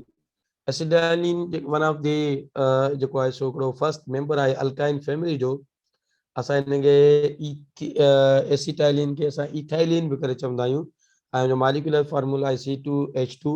It is first member of the alkyne homologous series ऐं इन जी जेका सेंट्रल एटम जेको आहे उहो कार्बन आहे ऐं इन में बेसिकली 2 कार्बन आहिनि पर ॿिन्ही कार्बन जी हाइब्रिडाइजेशन हिकु जहिड़ी आहे छो त हिन में जेको एटम कार्बन ई आहे पर हाइब्रिडाइजेशन ॿिन्ही एटमनि जी छा आहे साॻी आहे. सो कार्बन जी जेका इलेक्ट्रॉनिक कॉन्फ़िगरेशन आहे ग्राउंड स्टेट में उहा 1s2 2s2 2px1 2py1 पर जॾहिं कार्बन मॉलिक्यूल ठाहिण जे लाइ ॿियनि एटम सां बॉन्ड ठाहींदो आहे त पोइ कार्बन जी एक्साइटेड स्टेट वारी हाइब्रिडाइजेशन हूंदी आहे 1s2 2s1 2px1 2py1 ऐं 2pz1. जेकॾहिं कार्बन जी असां एक्साइटेड स्टेट वारी इलेक्ट्रॉनिक कॉन्फ़िगरेशन ॾिसूं था त कार्बन वटि 4 अनपेयर्ड ऑर्बिटल्स आहिनि जंहिंजे अंदरि इलेक्ट्रॉन मौजूदु आहे अनपेयर्ड इलेक्ट्रॉन्स मौजूदु आहिनि. उहे कहिड़ा आहिनि हिकिड़ो 2s1 वारो आहे जीअं असां पिक्चर में सम्झायो आहे लेफ्ट हैंड साइड ते त कार्बन जो जेको 2s1 वारो इलेक्ट्रॉन आहे उन में बि हिकिड़ो ऑर्बिटल उन में हिकिड़ो इलेक्ट्रॉन आहे. 2px वारो ऑर्बिटल आहे उन में हिकिड़ो इलेक्ट्रॉन आहे. 2py वारो ऑर्बिटल आहे उन में हिकिड़ो इलेक्ट्रॉन आहे. 2pz वारो ऑर्बिटल आहे उन में हिकिड़ो इलेक्ट्रॉन आहे. टोटल कार्बन जे आखिरी शेल में 4 इलेक्ट्रॉन आहिनि ऐं चारई अनपेयर्ड आहिनि ऐं ऑर्बिटल वाइज उन जी अरेंजमेंट इहा आहे त एस में हिकिड़ो, पी एक्स में बि हिकिड़ो, पी वाई ऐं पी ज़ेड में बि हिकिड़ो हिकिड़ो इलेक्ट्रॉन, 4 ऑर्बिटल्स, चइनी में हिकु सिंगल इलेक्ट्रॉन जेके आहिनि उहे फिल थियल आहिनि। हाणे कहिड़ा हाइब्रिडाइजेशन में शो वठनि था कहिड़ा नथा वठनि उहो डिपेंड करे थो उन मॉलिक्यूल ते, उन मॉलिक्यूल जे एटमॉस्फेयर ते, उन सां गॾु ॿिया कहिड़ा आइटम अटैच। सो एसिटाइलिन में 2 कार्बन जा आइटम आहिनि, 2 हाइड्रोजन जा, जंहिंजी स्ट्रक्चर असां नेक्स्ट जेको स्लाइड ते सम्झाइण जी कोशिशि कयूं था। पर सम्झण जी ॻाल्हि इहा आहे त एसिटाइलिन में sp हाइब्रिडाइजेशन हूंदी आहे जंहिंमें कार्बन जो हिकिड़ो s वारो ऑर्बिटल ऐं कार्बन जो हिकिड़ो 2px वारो जेको ऑर्बिटल आहे उहे पंहिंजो पाण में मिक्स थींदा, जॾहिं त 2py ऐं 2pz उहे हाइब्रिडाइजेशन में सो न आहिनि वठंदा ऐं जेको बि ऑर्बिटल हाइब्रिडाइजेशन में न आहे वठंदो उन ऑर्बिटल खे अनहाइब्रिडाइज्ड ऑर्बिटल करे चइबो आहे। ऐं इहा बि कांस्टेंट ॻाल्हि आहे त उहो हमेशह पाई बॉन्ड ठाहींदो आहे। हाइब्रिड जेके ऑर्बिटल्स आहिनि उन्हनि जे रिज़ल्ट जे करे सिग्मा बॉन्ड ठहंदो आहे ऐं अनहाइब्रिडाइज जेके ऑर्बिटल्स हूंदा आहिनि उन्हनि जे जेको आहे सो बॉन्ड ठहण जे करे जेको बॉन्ड ठहंदो उहो पाई बॉन्ड ठहंदो आहे। सो हिते एसिटाइलिन में कार्बन जा जेके पहिरियां 2 ऑर्बिटल आहिनि हिकिड़ो एस ऐं पी उहे ॿई पंहिंजो पाण में मिक्स थी करे हिकिड़ो हाइब्रिडाइजेशन ठाहींदा जंहिंखे असां sp हाइब्रिडाइजेशन चऊं था ऐं 2 नवां हाइब्रिड ऑर्बिटल ठहंदा। वरी बि असां इहा ॻाल्हि रिपीट कयूं था त जेतिरा ऑर्बिटल्स पंहिंजो पाण में मिलंदा ओतिरा ई नवां हाइब्रिड ऑर्बिटल्स जेके आहिनि उहे ठहंदा आहिनि। तंहिंजे करे असां चवंदा त हिकिड़ो एस जो हिकिड़ो पी जो त 2 नवां ऑर्बिटल ठहंदा, उहे 2 नवनि ऑर्बिटल जो नालो हूंदो sp हाइब्रिड ऑर्बिटल्स। सो इन जी स्ट्रक्चर सम्झणी आहे, असां नेक्स्ट स्लाइड ते हलंदासीं। नेक्स्ट स्लाइड ते मूव थिजो।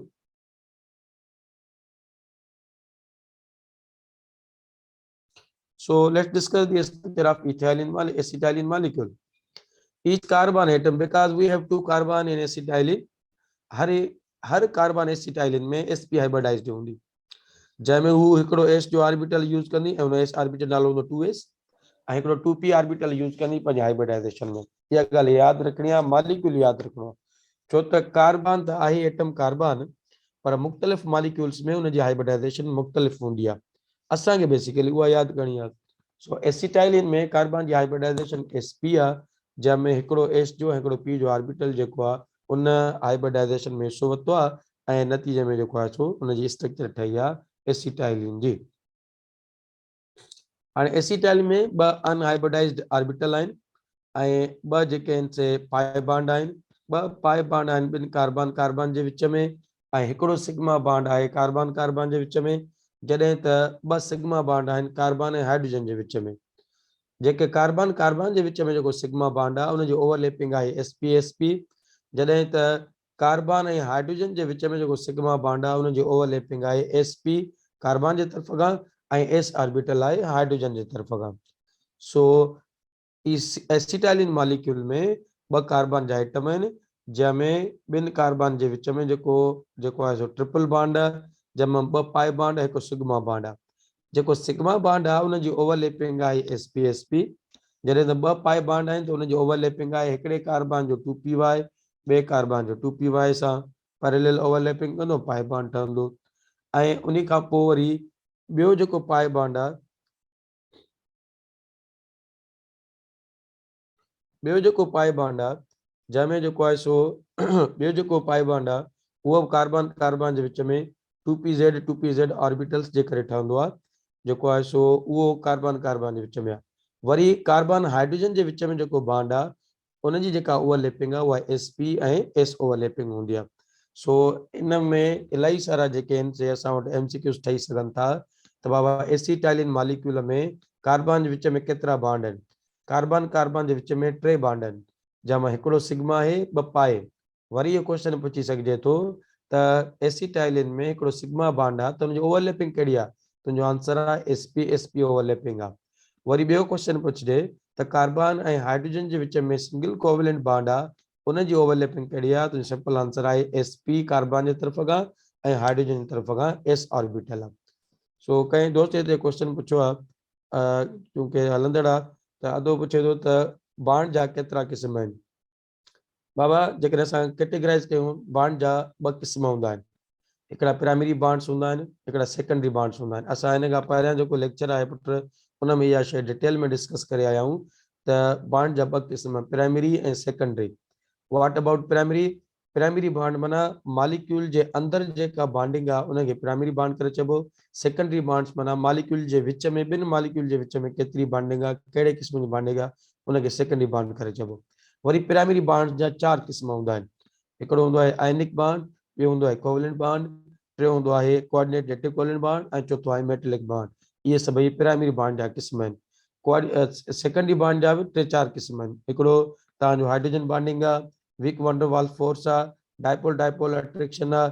इहे जेके आहिनि एग्जांपल आहिनि तव्हांजा सेकेंडरी बॉन्डिंग जा। वरी असां कोवेलेंट बॉन्ड जे अचूं त कोवेलेंट बॉन्ड जी बि नेचर अलॻि आहे। कोवेलेंट बॉन्ड में हिकिड़ा सिग्मा बॉन्ड हूंदा आहिनि, हिकिड़ा पाई बॉन्ड्स हूंदा आहिनि। ऐं तव्हां लाइ कहिड़ो जेको आहे सो मतिलबु त पुछो था कहिड़े सेंस में, मां तक़रीबन सभई जेके टाइप आहिनि उहे तव्हांखे ॿुधाए छॾिया आहिनि। उमेद तव्हांखे इहो आंसर असांजो सम्झ में आई। सो नेक्स्ट स्लाइड ते मूव कजो त असां जेको आहे नेक्स्ट टाइप जेको आहे हाइब्रिडाइजेशन में पढ़ूं।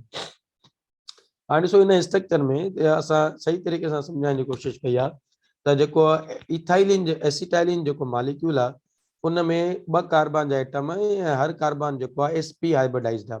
जीअं ॾिसो त हीअ जेका रेड आहे हुन में ब्लू जेके असांजा ऑर्बिटल्स लिखियल आहिनि, इहो आहे त कार्बन जा कहिड़ा ऑर्बिटल आहिनि जेके हाइब्रिडाइजेशन में हिसो वठंदा, उहे शो थियल आहिनि। कार्बन जो पहिरियों ऑर्बिटल आहे s, उनजो नालो आहे 2s, उन में इलेक्ट्रॉन आहे हिकिड़ो, ऐं ॿियो आहे कार्बन जो 2p। इहे 2 हाइब्रिड ऑर्बिटल्स आहिनि जंहिंजे करे 2 नवां हाइब्रिड ऑर्बिटल ठहंदा, ऐं उन नवनि हाइब्रिड ऑर्बिटल नालो हूंदो sp हाइब्रिड ऑर्बिटल। कार्बन जा 2 जेके हर कार्बन जा 2 जेके ऑर्बिटल आहिनि उहे हाइब्रिडाइजेशन में हिसो न पिया वठनि, हिकिड़ो 2py ऐं ॿियो 2pz। जेके 2py ऐं 2pz जेके ऑर्बिटल या हर कार्बन वटि हाइब्रिडाइजेशन में हिसो नथा वठनि, उहे 2 कार्बन जे एटम जे विच में 2 पाई बॉन्ड ठहंदा। हिकिड़ो 2py जे ओवरलैपिंग जे करे ठहंदो, ॿियो 2pz ओवरलैपिंग जे ज़रिए जेको आहे सो पाई बॉन्ड ठहंदो। सो ये एसिटाइलिन मॉलिक्यूल में टोटल जेके बॉन्ड्स आहिनि, सिग्मा बॉन्ड उहे 3 आहिनि, 2 पाई बॉन्ड आहिनि। 3 सिग्मा बॉन्ड, हिकु कार्बन कार्बन जे विच में जंहिंजी ओवरलैपिंग आहे sp sp, ऐं 2 बॉन्ड कार्बन ऐं हाइड्रोजन जे विच में जंहिंजी ओवरलैपिंग आहे sp ऐं s ओवरलैपिंग आहे। 2 पाई बॉन्ड आहिनि जंहिंजी ओवरलैपिंग हिकिड़ी आहे pp ओवरलैपिंग आहे, पर pp में बि हिकिड़ो py ऑर्बिटल हिकिड़े कार्बन जो, py ऑर्बिटल ॿिए कार्बन जो। वरी ॿियो जेको पाई बॉन्ड ठहंदो उहो pz हिकिड़े कार्बन जो ऐं pz ॿिए कार्बन जो। नतीजे में एसिटाइलिन या स्ट्रक्चर जेका असां सम्झण जी कोशिशि कई आहे। Sir next slide please.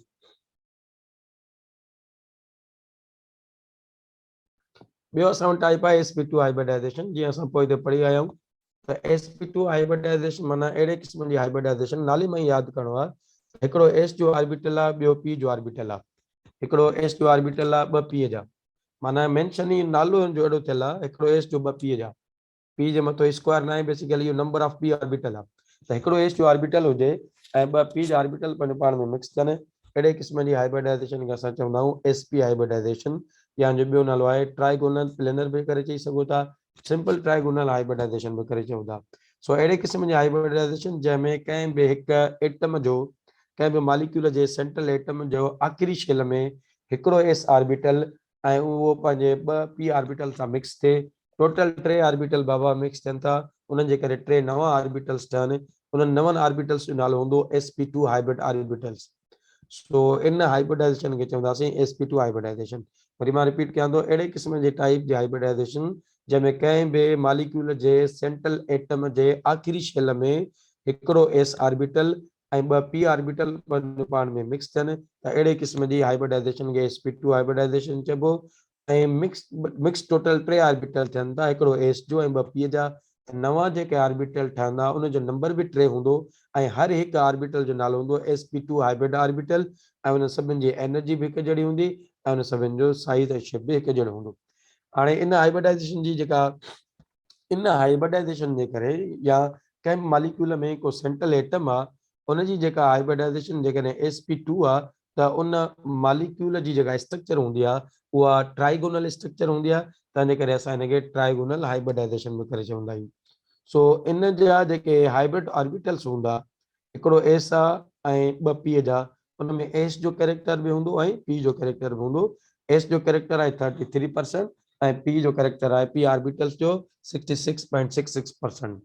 इहो हिकिड़ो दफ़ो इनके टेस्ट में अची चुको आहे त उन मॉलिक्यूल जो शेप ॿुधायो जंहिंमें पी ऑर्बिटल जो हाइब्रिड ऑर्बिटल में जो कैरेक्टर आहे वो 66.66% आहे। माना हाइब्रिड ऑर्बिटल जो ठहियो आहे sp2 उनमें s जो कैरेक्टर 33 आहे ऐं p जो कैरेक्टर आहे वो 66.66 आहे ऐं इन परसेंटेज में हाइब्रिडाइजेशन सुञाणिबी आहे ऐं मॉलिक्यूल सुञाणिबो आहे।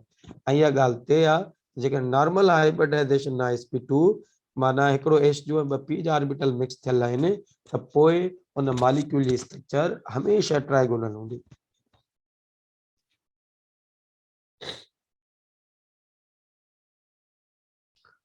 सर नेक्स्ट स्लाइड ते मूव करियो।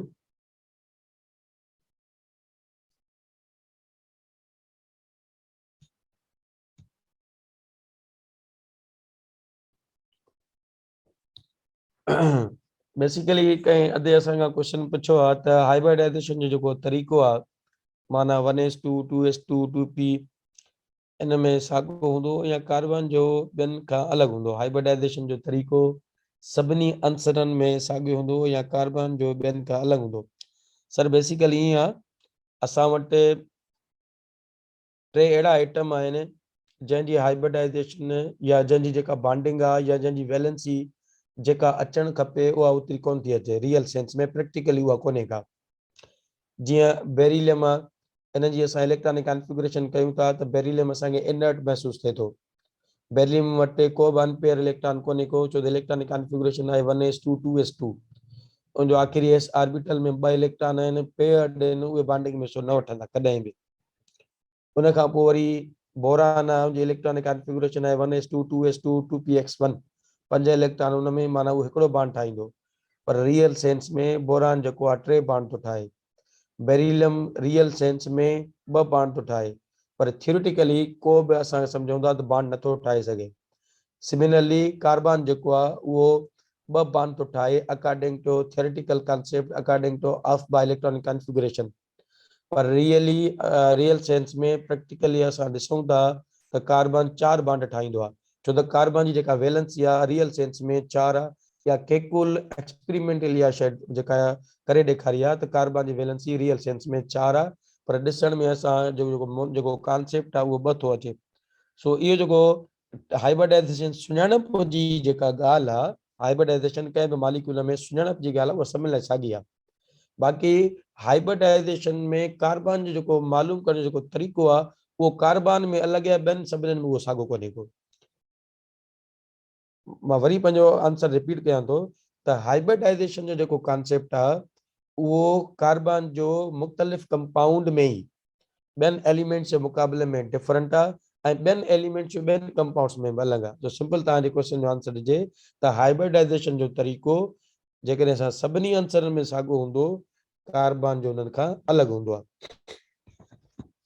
कार्बन न फ़क़ति कार्बन, पर इन में तव्हां अञा बि इहा शइ एड कयो, बेरिलियम भी एक्सेप्शनल केस आहे, बोरान भी एक्सेप्शनल केस आहे, पर ज़ाहिरी तौर ते त असां जेका शइ ॾिसूं था उहा उन्हनि में को थियोरिटिकल जेका आहे उहा उन में नथी मिले, पर प्रैक्टिकली उहे कुझु डिफरेंट आहिनि। जीअं बेरिलियम प्रैक्टिकली डाइवेलेंट आहे, 2 हाइब्रिड जेका sp हाइब्रिडाइजेशन उन में थिए थी, ऐं उन खां पोइ बोरान मोनोवेलेंट आहे पर उन में sp2 हाइब्रिडाइजेशन थिए थी। सो असां वटि एग्जाम्पल आहे इन जो जेको आहे सो बोरान ट्राइक्लोराइड जो, जंहिंमें तव्हां ॾिसो था त बोरान जी जेका ग्राउंड स्टेट वारी जेका इलेक्ट्रॉनिक कॉन्फ़िगरेशन आहे उहा आहे 1s2 2s2 ऐं 2p1।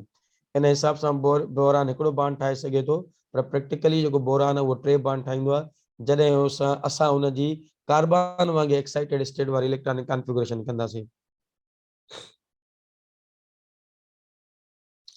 सर हाणे क्वेश्चन खे असां ज़रूरु फॉलो कयूं था। कार्बन सभिनी खां वधीक हयातियाती मादा ऐं मॉलिक्यूल ठाहे थो। जेकॾहिं तव्हांजो मूंखां क्वेश्चन पुछो था, इहो क्वेश्चन था पुछो त इन जो सिंपल इहो ई आहे त उहो सभु कुझु इन जे करे त कार्बन हिक ई वक़्तु सभिनी खां वधीक बॉन्ड ठाहींदड़ एटम आहे। कार्बन हिकु एटम हिक ई वक़्तु 4 बॉन्ड ठाहे थो, जेका कंहिं ॿिए एटम वटि जेको आहे सा तक़रीबन जेका आहे सा ग्राउंड स्टेट में सलाहियत कोन्हे का, सवाइ फास्फोरस पेंटाक्लोराइड में।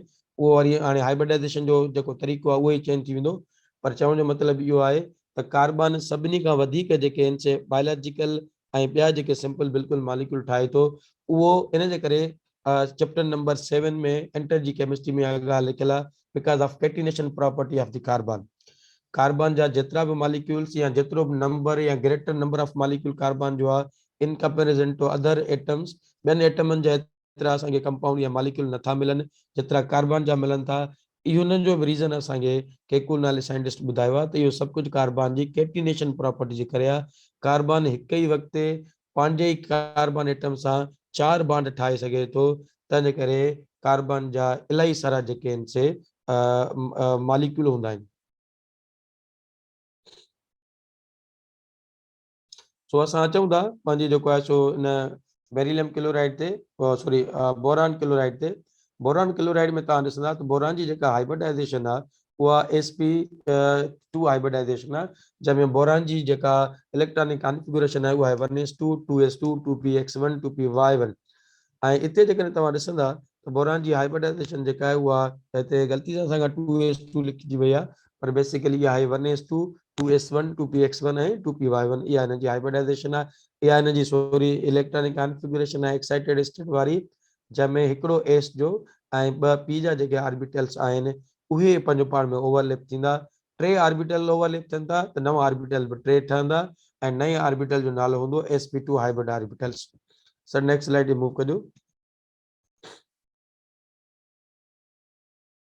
सो हिते जीअं असां सम्झाइण जी कोशिशि कई आहे बाबा त बोरान जेको आहे उन जा बोरान क्लोराइड में बोरान जा 3 बॉन्ड आहिनि क्लोरीन सां 3 सिग्मा बॉन्ड आहिनि छाकाणि त कार्बन बोरान क्लोराइड में sp2 हाइब्रिडाइजेशन यूटिलाइज करे थो ऐं बोरान वटि 3 हाइब्रिड ऑर्बिटल्स आहिनि जेके 3 सिग्मा बॉन्ड ठाहिण जी सलाहियत रखनि था तंहिंजे करे बोरान सेंट्रल एटम आहे बेरिलियम क्लोराइड में जेको पंहिंजा 3 हाइब्रिड ऑर्बिटल्स जंहिंजो नालो आहे sp2 हाइब्रिड ऑर्बिटल्स उहे यूटिलाइज करे 3 सिग्मा बॉन्ड 3 क्लोरीन एटम्स सां ठाहे थो नतीजे में बोरान क्लोराइड थो ठहे सो बोरान खे तव्हां ॾिसंदव त उनजी जेका हाइब्रिडाइजेशन आहे उहा sp2 आहे जंहिंमें बोरान वटि 3 sp2 हाइब्रिड ऑर्बिटल्स आहिनि ऐं हर बोरान जो sp2 हाइब्रिड ऑर्बिटल क्लोरीन जे 3pz ऑर्बिटल सां लीनियर ओवरलैप करे बोरान ऐं क्लोरीन जे विच में हिकिड़ो पाई बॉन्ड ठाहे थो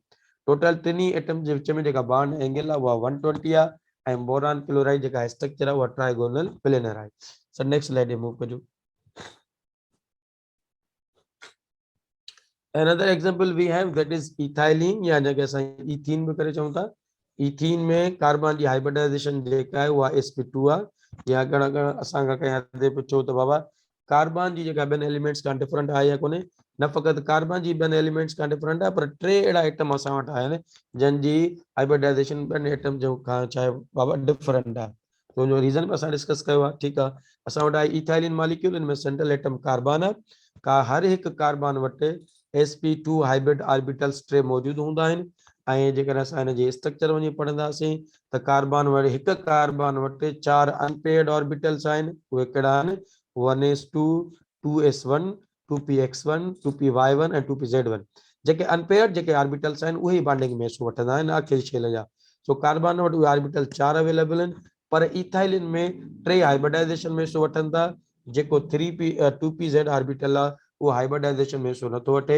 नतीजे में वो ॿिनि कार्बन जे विच में पाई बॉन्ड थो ठाहे सो इथाइलिन मॉलिक्यूल में कार्बन जी हाइब्रिडाइजेशन जेका आहे sp2 आहे हर हिकु कार्बन वटि 3 sp2 हाइब्रिड ऑर्बिटल्स मौजूदु आहिनि ऐं हर कार्बन वटि हिकिड़ो 2pz अनहाइब्रिडाइज्ड ऑर्बिटल मौजूदु आहे जेको ॿिनि कार्बन जे विच में हिकु पाई बॉन्ड खे जेको आहे सो जनम ॾींदो सर नेक्स्ट स्लाइड ते मूव कजो त असां हिन जी स्ट्रक्चर पढ़ूं ethylene molecule ji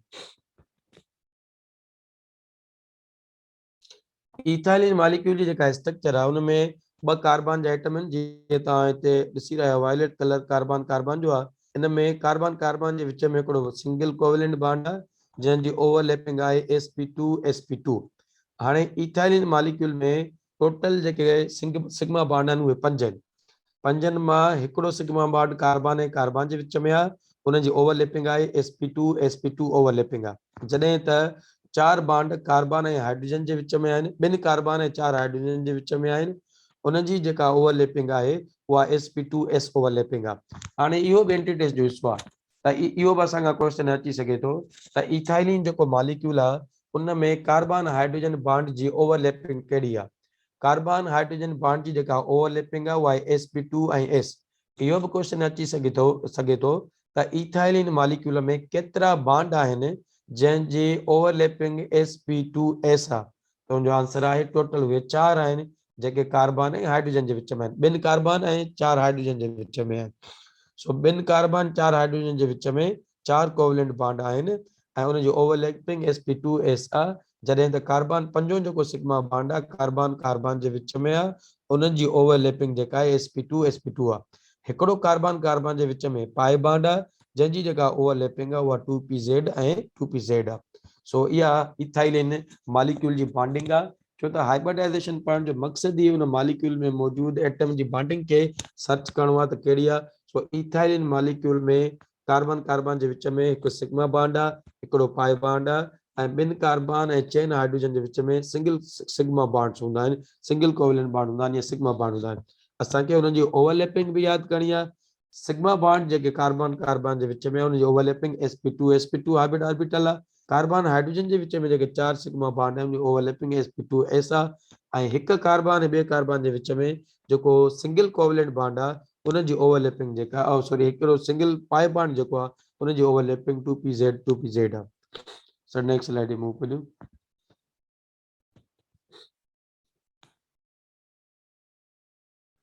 So the most important type of hybridization, that is sp3 hybridization। बाबा जी ई लफ्ज़ में ई ज़ाहिर आहे त हिकिड़ो s जो ऐं 3 p जा ऑर्बिटल sp3 p जा 3 ऐं s जो हिकिड़ो ऑर्बिटल त अहिड़े क़िस्म जी हाइब्रिडाइजेशन जंहिंमें थियनि ऐं उन्हनि जे मिक्स थियण जे करे 4 नवां sp3 हाइब्रिड ऑर्बिटल ठहनि, अहिड़े क़िस्म जी हाइब्रिडाइजेशन खे sp3 हाइब्रिडाइजेशन चइबो आहे। इनखे असां डिफाइन असीं हिन ईअं कंदा आहियूं कि mixing of 1s and 3p orbitals to produce the set of 4 sp3 hybrid orbitals is called sp3 hybridization। जॾहिं बि जंहिं बि मॉलिक्यूल में sp3 hybridisation central atom utilise करे त उन मॉलिक्यूल जी स्ट्रक्चर टेट्राहेड्रल हूंदी आहे। तंहिंजे करे असां हिन sp3 हाइब्रिडाइजेशन खे असां टेट्राहेड्रल हाइब्रिडाइजेशन बि करे चवंदा आहियूं ऐं हिन में जेका बॉन्ड एंगल हूंदी आहे उहा 109.2 हूंदी आहे। सो ये बेसिकली जो पॉइंट्स लिखियल आहिनि ऐं sp3 हाइब्रिडाइजेशन में जेको हाइब्रिड ऑर्बिटल आहे sp3 हाइब्रिड ऑर्बिटल उन में s जो कैरेक्टर 25% आहे ऐं p ऑर्बिटल जेको कैरेक्टर आहे हाइब्रिड ऑर्बिटल में उहो 75% आहे। सो नेक्स्ट स्लाइड ते मूव करियो, असांजा एग्जांपल सिखूं।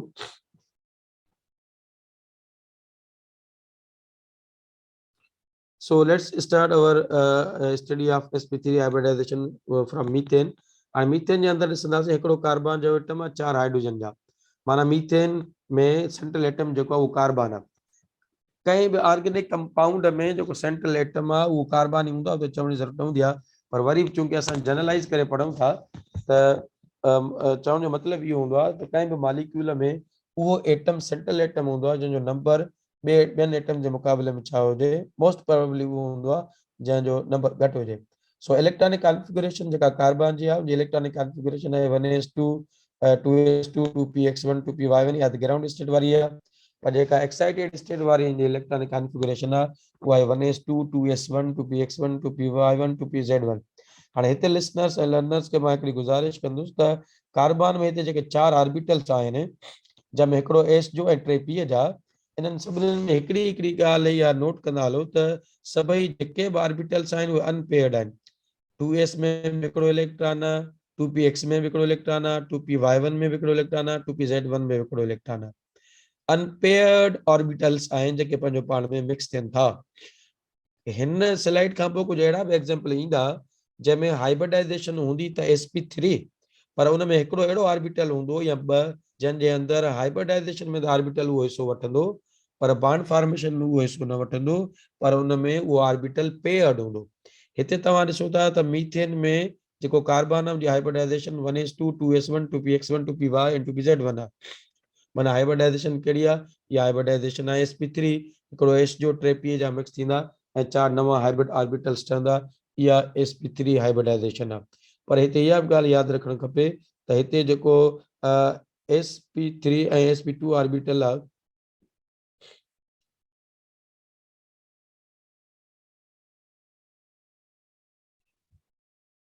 पूरी स्क्रीन क्लियर थी है।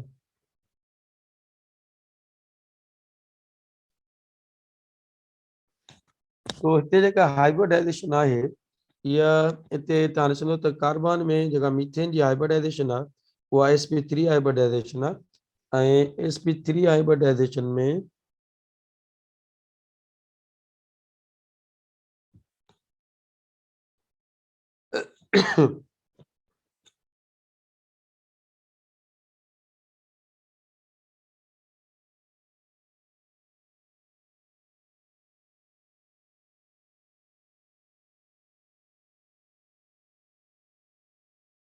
हिते जेका हाइब्रिडाइजेशन आहे इन हाइब्रिडाइजेशन में sp3 हाइब्रिडाइजेशन में तव्हां ॾिसंदव त हिकिड़ो s जो ऑर्बिटल ऐं टे p जा जेके ऑर्बिटल हूंदा उहे मिक्स थियल हूंदा ऐं अहिड़े क़िस्म जी हाइब्रिडाइजेशन खे असां sp3 हाइब्रिडाइजेशन चऊं था ऐं जंहिंजे नतीजे में हिकिड़ो s जो ऐं टे p जा जेके ऑर्बिटल्स आहिनि उहे मिक्स थींदा ऐं नतीजे में टे चार जेके नवां sp3 हाइब्रिड ऑर्बिटल्स ठहंदा जीअं असां वटि मीथेन जे अंदरि आहे। हाणे मीथेन जे अंदरि जेकॾहिं तव्हां ॾिसंदव त कार्बन जी हाइब्रिडाइजेशन sp3 आहे ऐं उन में असां ॾिसंदासीं त हाणे बॉन्डिंग की आहे कार्बन वटि चार sp3 हाइब्रिड ऑर्बिटल्स मौजूद आहिनि ऐं चारई जेके आहिनि उहे अनपेयर्ड आहिनि। सर नेक्स्ट स्लाइड ते मूव कजो।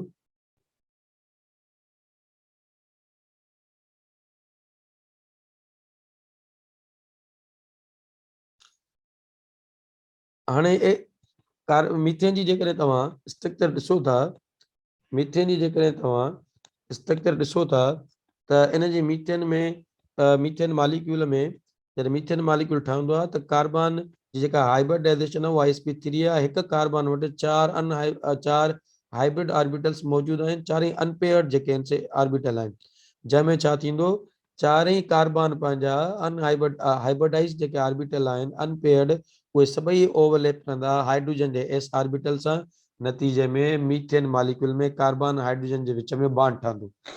सो मीथेन मॉलिक्यूल में कार्बन हाइड्रोजन के विच में जो बॉन्ड ठहे थो वो इन जे करे ठहे थो त कार्बन जो हाइब्रिड ऑर्बिटल ऐं हाइड्रोजन जो s ऑर्बिटल जेको आहे उहो लीनियरली ओवरलैपिंग थिए थी ऐं नतीजे में चार सिग्मा बॉन्ड ठहंदा।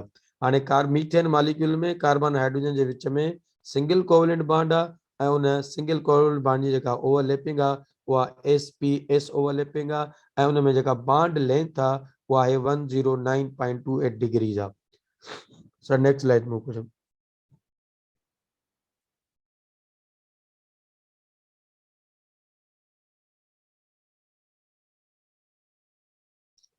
सो एग्जांपल ऑफ असां वटि आहे sp3 हाइब्रिडाइजेशन जो ॿियो एग्जांपल आहे जीअं मीथेन जो मॉलिक्यूल सम्झण खां पहिरियां असां इहा रिक्वेस्ट कई हुईसीं त इहा ॻाल्हि शइ नोट करणु घुरिजे त कार्बन में जेका sp3 हाइब्रिडाइजेशन आहे उन में जेके ऑर्बिटल्स हाइब्रिडाइजेशन में हिसो वठनि था उहे ही आहिनि 2s1 2px1 2py1 ऐं 2pz1 चार ऑर्बिटल्स आहिनि चारई अनपेयर्ड आहिनि।